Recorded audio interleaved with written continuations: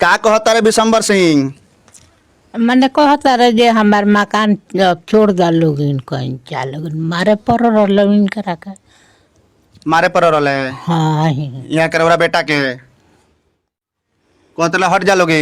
हम उसका मकान छोड़ दे रोल के दवा बा हमरा के कहीं एगो घर बना भागत आदमी कहाँ जाई का करिया भागत आदमी हमरा तो कौनो बड़ा पाना हम बेरा हम तो 5 रुपया रहनी भाड़ा पर ले अब भागत आदमी हम कहाँ जाई। अब रोल के दुआर बा हमरा के केहू तो घर एगो बना दिल ये हमरा हम का करी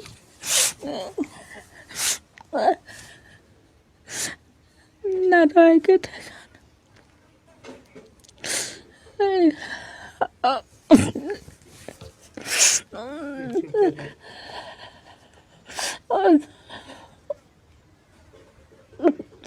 के बोला के ले आई ले जी? विशंबर सिंह बोला के ले आई ले 2006 में। हाँ आई बरा उहे भगावत रे से वो कहले घर के सामने ही काफी लोग हो जा रहे उजके कहले कि अगर तू नहीं निकल तो तारा के मार के पोखरा में डाल देव और नहीं तो ये गांव छोड़ के तू चल जा। हम कहनी के रउआ से निवेदन बा कि हम एगो प्राइवेट स्कूल में पढ़ाई ले आ कोरोना के वजह से 15 महीना से स्कूल बंद हो गई बा। बीच में 1 महीना ले खुलल ला फिर बंद हो गई ला तो रोजी रोटी के दोसर कोनो व्यवस्था नहीं है केहू तो गुजारा हो रहल बा। अगर ये बेरा जाके कहीं क्वार्टर लेके रहे तो समझी कि भाड़ा कहाँ से देव 1000-1500 रुपया भाड़ा लगी। उहे वहाँ से निवेदन करनी लेकिन ये बात के वहाँ के सुननी ना मननी ना हमरा के कहीं कि तू इधर से निकलिए जा। रउआ सबे के बता दी कि स्वर्गीय परशुराम सिंह के कहानी हम बतावे जा रहल बानी। कहानी 1994 से शुरू भइल और स्वर्गीय परशुराम सिंह एगो होम गार्ड के जवान रहनी। काफ़ी आर्थिक तंगी रहे और 1994 में वहाँ के क्वार्टर लेके गोपालगंज में रहत रहनी। कुछ दिन तक ले गोपालगंज में रहला के बाद रउआ सबे के बता दी कि स्वर्गीय परशुराम सिंह के काफ़ी आर्थिक तंगी रहे जौना के वजह से जौन अपन घर दुआर रहे ओकरा के बेचे के पड़ गई और वहाँ के बेच के परशुराम सिंह जी आ गईनी सीधे गोपालगंज में आके क्वार्टर लेके रहे लगनी। ओकरा बाद से वहाँ के चल यानी सीधे पंचरुखी में वहाँ के पहुँचने 1999 में।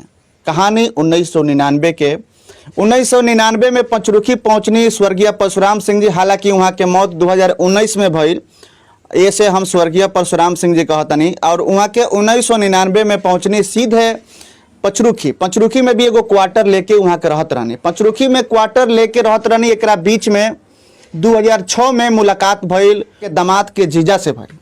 वहाँ के दामाद के जीजा कहनी कि का रउआ पंचरुखी में क्वार्टर लेके भाड़ा पर बानी चली हम रउआ के अपना घर में लेके चलता नहीं। के कहल? स्वर्गीय परशुराम सिंह जी के दामाद के जीजा कहनी। 2006 में स्वर्गीय परशुराम सिंह जी के दामाद के जीजा अपना घर पर लेके चलिए। माने कि रघुनाथपुर विधानसभा क्षेत्र के हुसैनगंज प्रखंड के जीतपट्टी गांव में ई चाँप पंचायत है। चाँप पंचायत के जीतपट्टी गांव में अभी हम बानी। उहे जीतपट्टी गांव और उहे घर है जौना घर में अभी हम बैठल बानी, जौना आंगन में अभी हम बैठल बानी। इस स्वर्गीय परशुराम सिंह जी के दामाद के जीजा के घर है।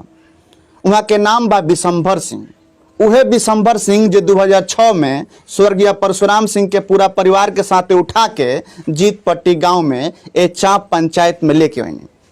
कहानी बहुत मार्मिक बा, हो सकता कि कहानी लंबा हुई। सत्य के खोज और सच्चाई दिखावे के प्रयास लगातार भोजपुरिया झकोरा कर रहल बा और आगे भी करी। अब 2006 से परशुराम सिंह जी अपना परिवार के साथ में जीतपट्टी गांव में हुसैनगंज प्रखंड के रघुनाथपुर विधानसभा क्षेत्र के रहत रहनी। 2019 में परशुराम सिंह जी के मृत्यु हो गई। वहाँ के दुनिया छोड़ के चल गई। स्वर्गीय परशुराम सिंह के 3 गो बेटा, 2 गो बेटा बहुत पहले घर छोड़ के बाहर में बानी लोगिन वहाँ लोगिन अपन शादी ब्याह करके अपन जीवन यापन करतानी। बचले 1 जना बेटा जिनकर नाम बा देवेंद्र नाथ सिंह और देवेंद्र नाथ सिंह के माँ बानी। वहाँ से भी हम बातचीत करें। माने कि स्वर्गीय परशुराम सिंह जी के बेटा और वहाँ के पत्नी हमारा साथ में बानी एक घर में जहाँ पर हम बानी। ई घर कैसन ह? ई घर हवे स्वर्गीय परशुराम जी के दामाद के जीजा के घर ह। अब देखी कहानी के शुरुआत कैसे होता। बिशंबर सिंह जाके बुला के लिए स्वर्गीय परशुराम सिंह के पूरा परिवार के साथ ही जीतपट्टी गांव में और ले आके देवेंद्र नाथ सिंह जो उनके स्वर्गीय परशुराम सिंह के बेटा हवन। 3 गो बेटा, 2 गो बेटा बाहर, 1 गो बेटा भी यही बानी हमारा साथ में बानी, बगल में बैठल बानी, वहां से भी तमाम बातचीत करे।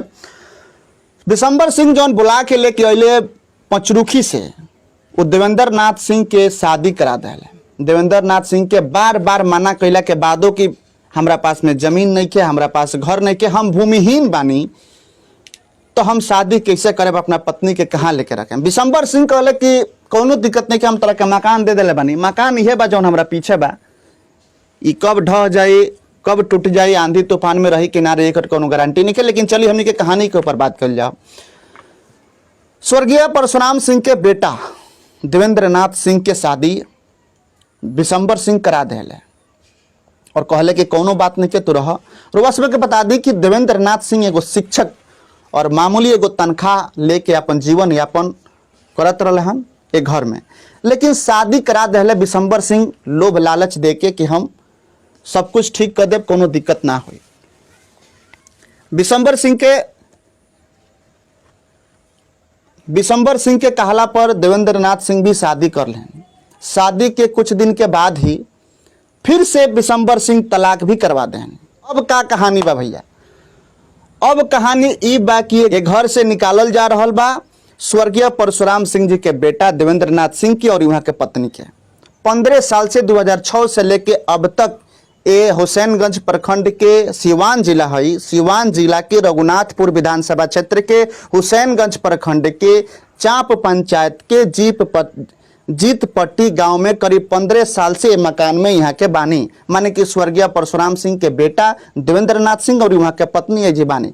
तो वहाँ के बिशंबर सिंह जी अब घर में से निकालतनी। पिछला 1 हफ्ता से स्वर्गीय परशुराम सिंह के बेटा देवेंद्र नाथ सिंह के फोन आवत रहा कि गिरी जी ऐसन ऐसन बात बार हुआ सुनले बानी कि सच्चाई दिखावे नहीं, और गरीब आदमी के पिछड़ा के जकरा के सतावल जाता, जकरा के परेशान कल जाता, ओकरा आवाज करौरा उठावे नहीं, आई हमरा पास में। तो हम पहुँचनी हैं आज ये जीतपट्टी गाँव में जौन की चाप पंचायत में पड़ेला। सिवान बगले में बा, सारा सिवान के शासन प्रशासन कानून बगले में बा।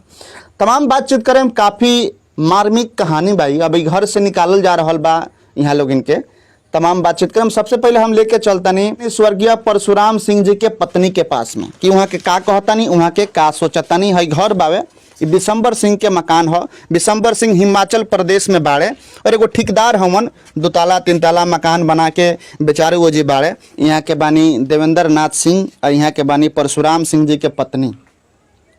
वह परशुराम सिंह जेकरा के 2006 में एक घर के मालिक माने कि स्वर्गीय परशुराम सिंह जी के दामाद के जीजा बिशंबर सिंह बुला के लेके अले घर में कि भाड़ा के मकान में मत रही लोगिन, हमारा लगे मकान बा। बुला के लिया के देवेंद्र नाथ सिंह के शादी करा दिले। शादी के बाद से तलाक भी करा दिले। तमाम बातचीत हुई। ये घर बाटे, अब ये घर से भगावल जा रहा बा लोगिन। यहाँ लोगिन लगातार लोग आके कहता कि घर में से भागा लोगिन, घर में से भागा लोगिन। खैर मानवाधिकार संगठन, मानवाधिकार जो आयोग बा, अंतर्राष्ट्रीय मानवाधिकार संगठन, वो संगठन के भी हम फोन करनी है, लेकिन वो संगठन भी बौना पड़ गई है। ये परिवार के मदद करे खातिर आगे नहीं किया। का कहता रे बिशंबर सिंह? मैंने कहता रहे जे हमार मकान छोड़ दा लोगिन, कहीं क्या लोगिन मारे पर लोगिन करा कर मारे पर रहे। हाँ यहाँ करवरा बेटा के कहतला हट जा लोगिन। हम उसका मकान छोड़ दे दवा बा हमरा के कहीं एगो घर बना भागत आदमी कहाँ जाई, का करिया भागत आदमी, हमरा तो कौनो अड़ा पाना। हम तो 5 रुपया रहनी भाड़ा पर ले, अब भागत आदमी हम कहाँ जाई। अब रल के दुआर बा हमरा के केहू तो घर एगो बना दिलो कि हमरा हम का करी।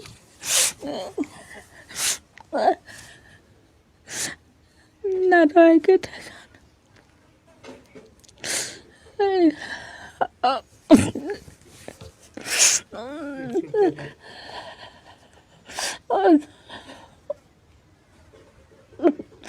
के बोला के ले आई ले जी? बिसमर। दिसंबर सिंह बोला के ले आइले हाँ 2006 में। हाँ आ बरा उहे भगावत रहे एक घर के मालिक, जबकि यहाँ के जीजा हैं दिसंबर सिंह जी, जेकर घर है और उहे के बरा ये घर से भगावत तनी निकालत तनी। पूरा बात हम देवेंद्र नाथ सिंह से करें। पहले हम घर दिखा देता कि है ये घर बा जहाँ पर स्वर्गीय परशुराम सिंह जी के बेटा और पत्नी 15 साल से घर में रह रहल बनी लोगिन। है छोटा सा खाना बनेला है, देख सकतानी कि पूरा खंडहर हो चुकल बाबे।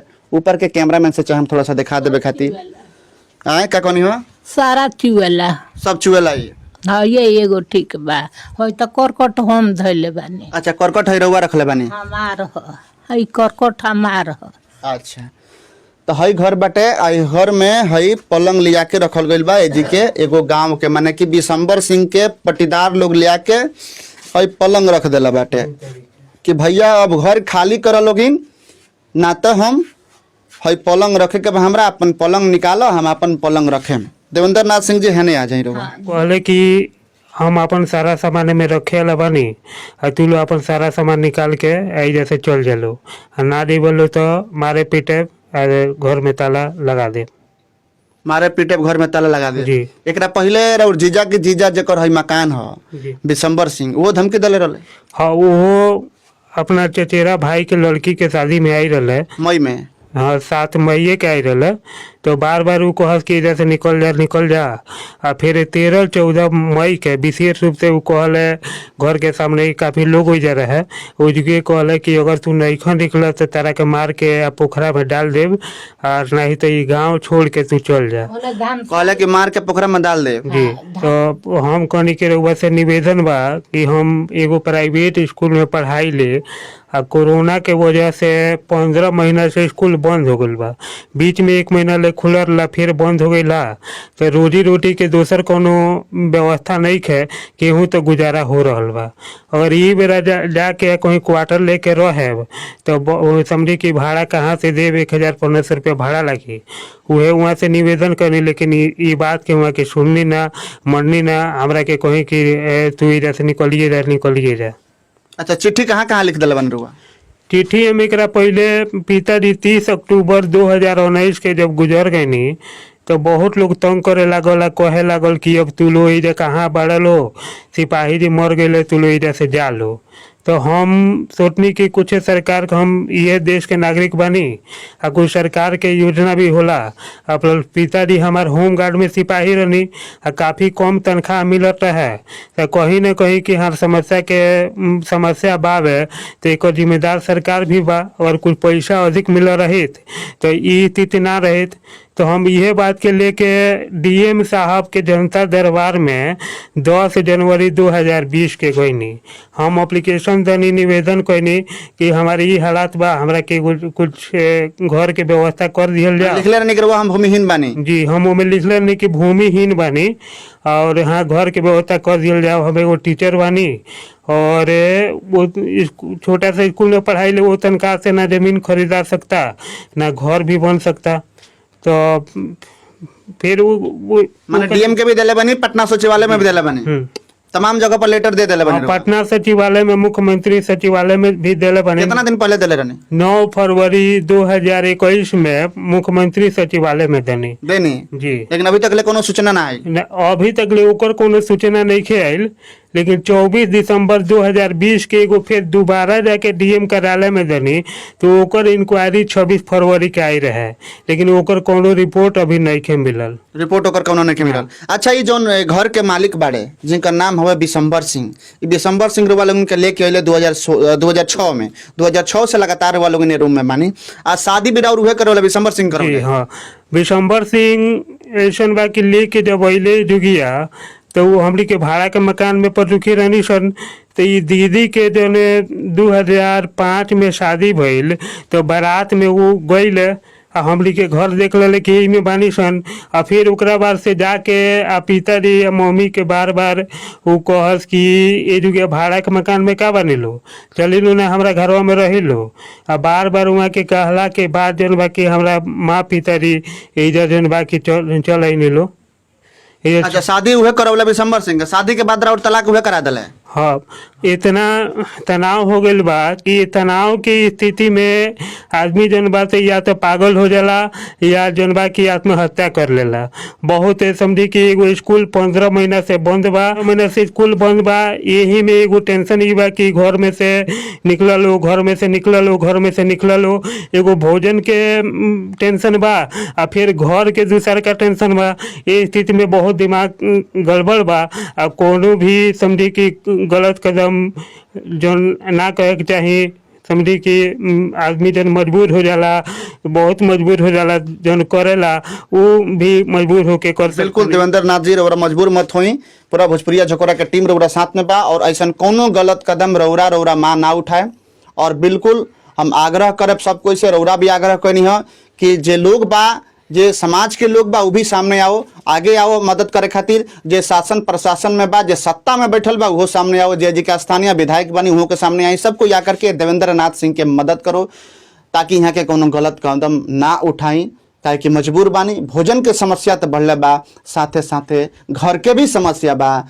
और यहाँ के जौन पढ़ावत रहनी है, काम करत रहनी है स्कूल में, लॉकडाउन के चलते स्कूल बंद बा, तो कहीं ना कहीं आर्थिक स्थिति भी काफी खराब बा परिवार के।